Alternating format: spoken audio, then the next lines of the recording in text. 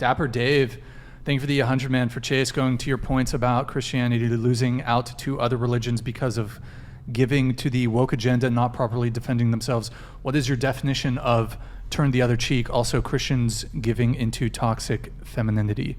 So what's your definition of turn the other cheek? Yeah, so like if somebody's an asshole to me, I'm not going to be an asshole to them back, right? Mm-hmm. So like I've had plenty of people attack me, and I don't just like go for their jugular and try and attack them back to hurt them. That's my definition of turning the other cheek. Yeah, because you should never lower your standards to fit somebody else's reality. Just because you should never lower your standards to fit somebody else's reality. Just because they have to act that way does not mean that you have to retaliate in that way. Right. Yeah, but to be clear, that's the point of not turning the other cheek. Go ahead, Justin. And to be clear, and correct me if I'm wrong, Jesus was a savage when he had to be. Oh yeah. He wasn't a punk. He wasn't a pushover. He wasn't just like, he was slit a throat too. Yeah. And so I think that the church, particularly the Christian church, gets that part wrong. They need to bring that savage side out, and Republicans for that matter. You know, sitting there I think the key is like, what are you defending, right? I mean, turn the other cheek is you're turning the other cheek and you're willing to take an insult, but right. But when it comes to defending your children and your family and the future of society, then I think there's no turning the other cheek then. Yeah. So I think that, like we were talking about earlier, I think that they're missing that savage side of Jesus or Christianity 100%. As a whole. What I would say to that, Justin, is there has been an intentional agenda to neuter and castrate Christianity because they know if they can present Jesus as this hippie who just says, oh yeah, just be nice to everybody, I'm a socialist. That's how Jesus is presented to a lot of young people nowadays.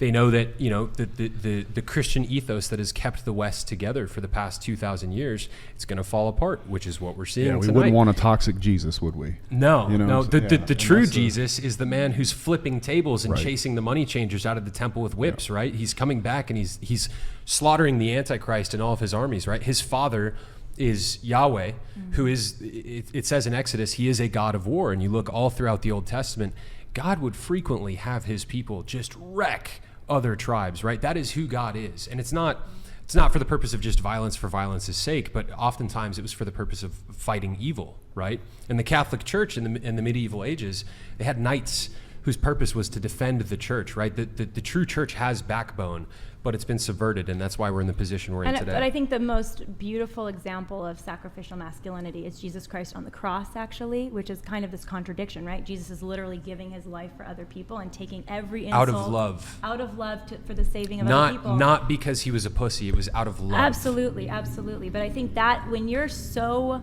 strong that you're willing to die for somebody else, right? That is the ultimate love right there. Yes. And there are amazing like saints in the Christian tradition that literally die for transcendentals, for moral truths, for love. Almost all of Christ's disciples were brutally murdered because of their faith. Yep. But Justin, back to your point, when you really look at Jesus Christ's character, he was, in my opinion, the most masculine man who ever lived. He bore the weight of the cross out of love for other people, right? He sacrificed his own life out of love. And on top of that, this was a man who had so much courage, so much vitality and masculinity. He would stand in front of people who hated him and were plotting to kill him, and he would still speak the truth directly to their faces.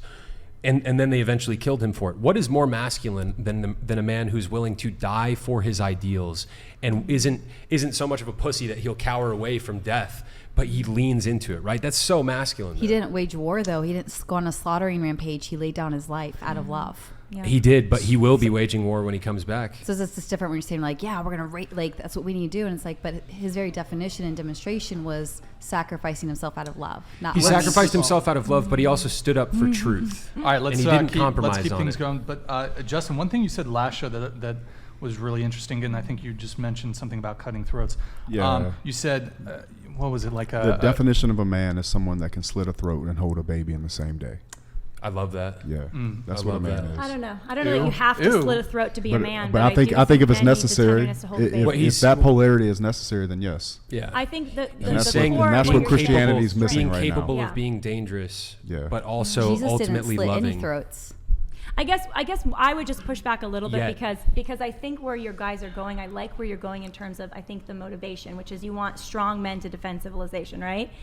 But I think maybe what you're popping up here with, I don't know your whole mentality on this, but you don't have to be violent commit violence to be masculine, right? Yeah. No, you don't. But I think you certainly need to be capable when the time comes. Yes. And that's the point I'm making, is that whether Christianity needs to be violent or not, I think is not a consideration. It doesn't. But I do think it needs to get up. I want to make it clear, I'm not condoning I don't either. But it also needs to stand up for what its actual values have been and what's in the book. Because right now, I think they're drastically failing at that. And you can see the numbers in churches going down, like comparatively to the last couple of decades. It's not doing well in comparison.